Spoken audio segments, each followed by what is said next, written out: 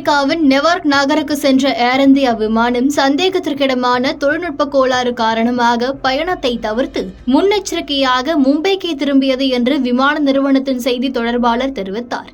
இதுகுறித்து விரிவாக பார்க்கலாம்.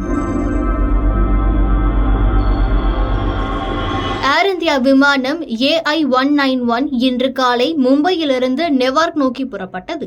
விமானம் புறப்பட்ட சிறிது நேரத்திலேயே சந்தேகத்திற்கிடமான தொழில்நுட்ப கோளாறு காரணமாக பயணத்தின் பாதியிலேயே திரும்ப வேண்டிய ஒரு முன்னெச்சரிக்கை வான் திரும்பலை மேற்கொண்டது.